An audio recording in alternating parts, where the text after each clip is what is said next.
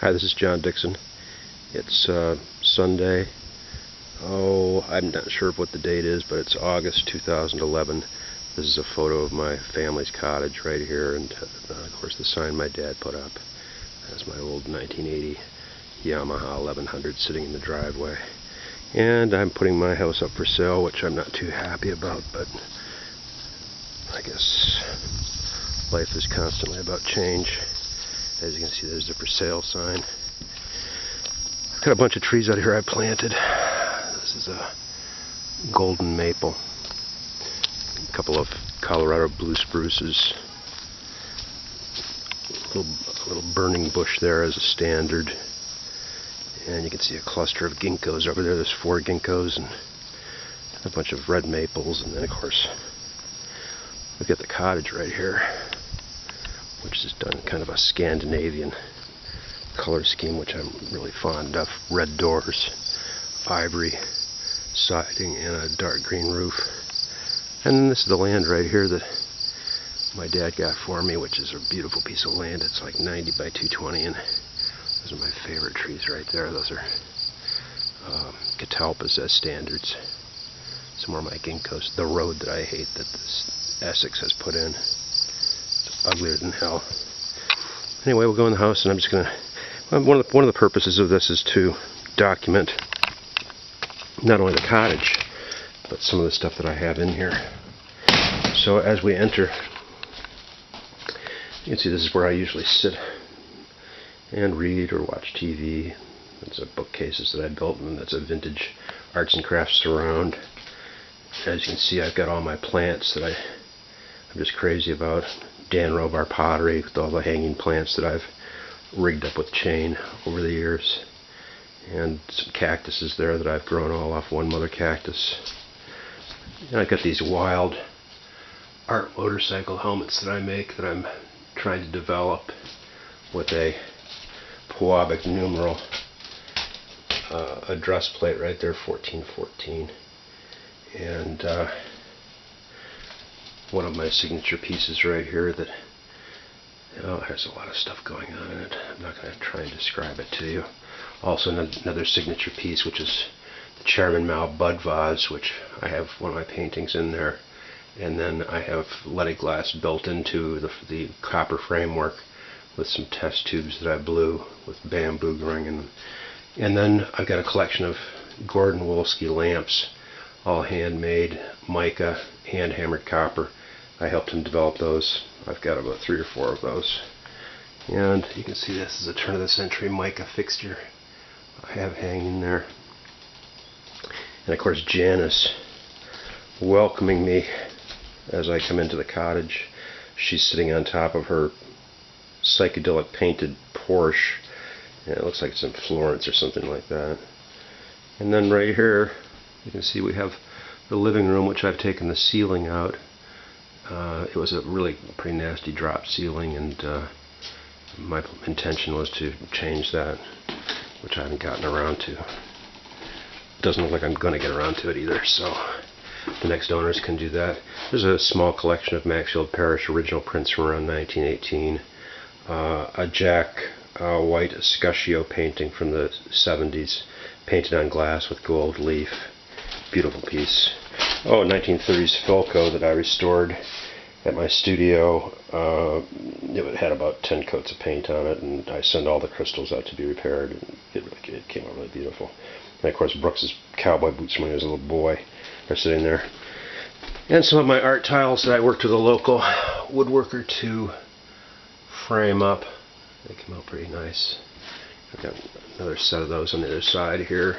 And then these vintage chairs. I've got a rocker, which is right over there, and then just like a club chair right there. Bookcase full of books. Got tons of books here. Cube chair that R2 Mission Studio made for me, and red leather, which I'm very fond of.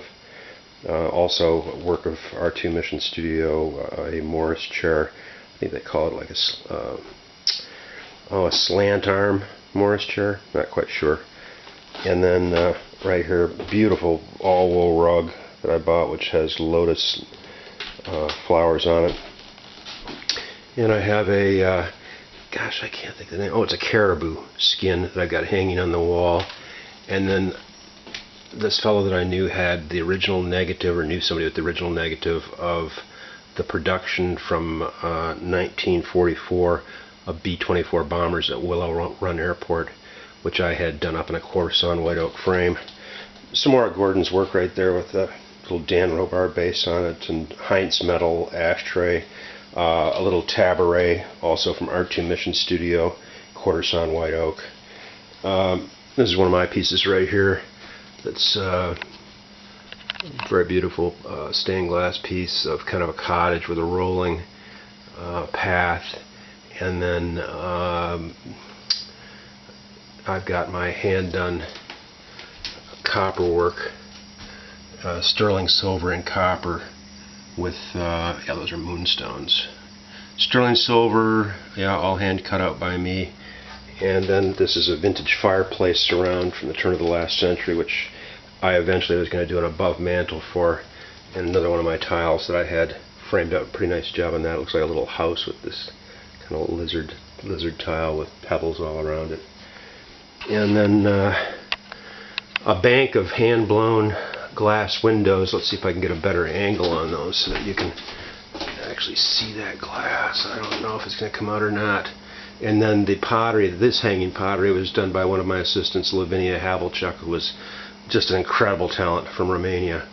And I've lost touch with her, sadly.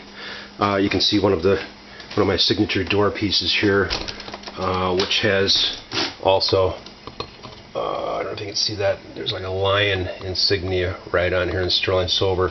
And then this is one of my signature features right there, that the hatch opens up. And I've done that quite a bit, and people love it. Of course, it's too high to look out of, but it's more decorative than anything.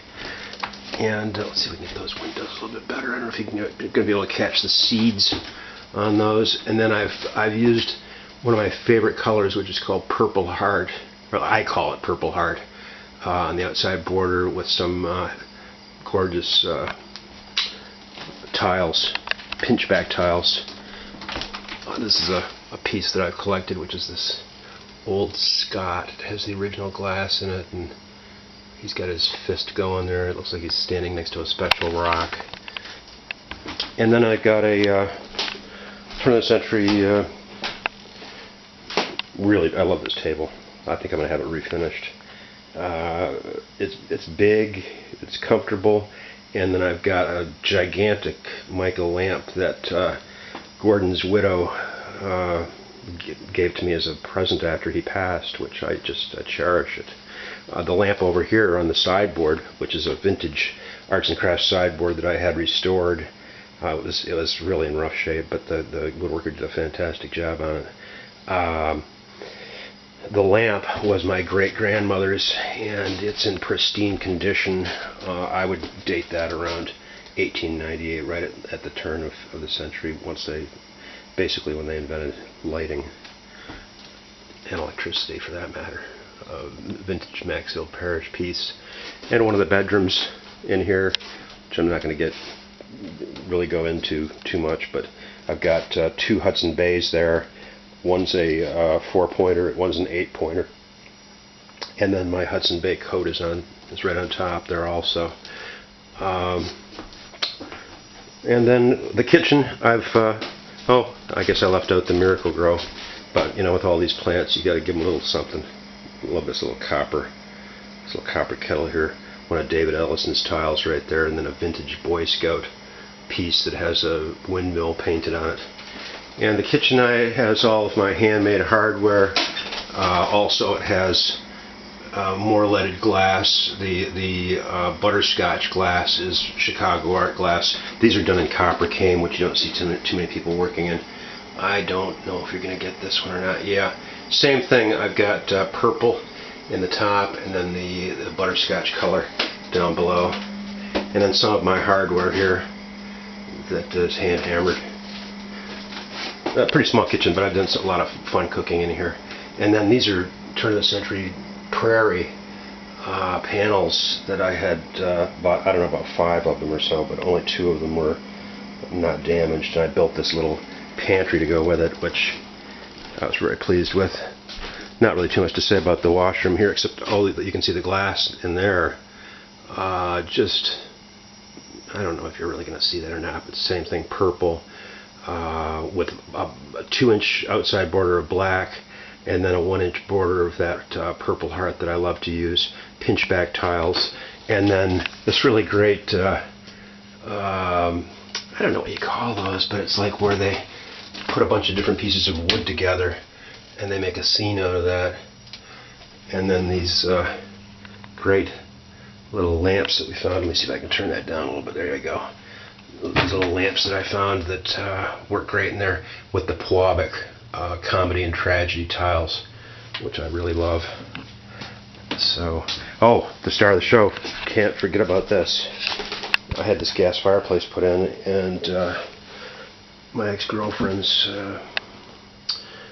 her ex-husband's great uncle worked for Mary Chase Stratton at Puabic Pottery in Detroit, and they had a bunch of these unused luster tiles, which I was able to purchase, and I'd love to take them with me, but I'm afraid I might damage them when removing them.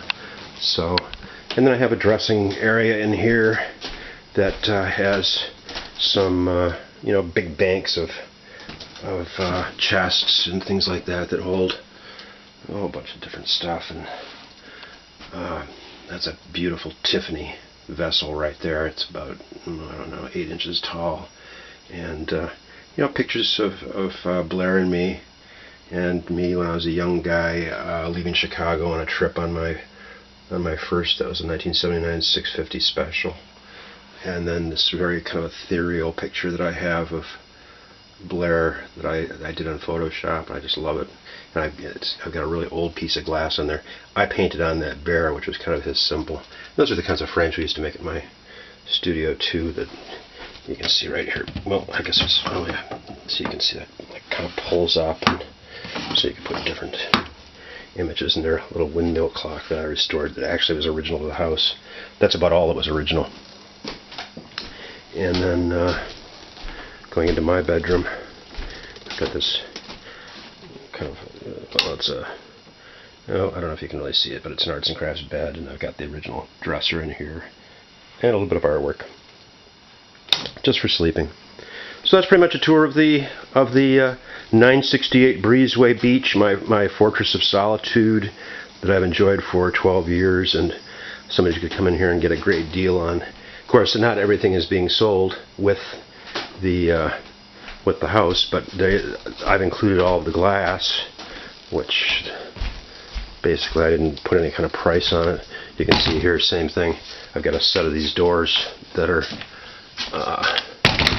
all leaded glass with the latches on there, and make for a very dramatic presentation. So anyway, that's it's to document the artwork for posterity, and to document the cottage for posterity as well. And I'm sure that when I'm already old enough, I guess, but when I'm really old, I'll look at these pictures and I'll think back of some pretty happy times and some times of real creativity and love. So anyway, bye to you all, to anybody that's viewing this, and I hope you enjoyed the tour.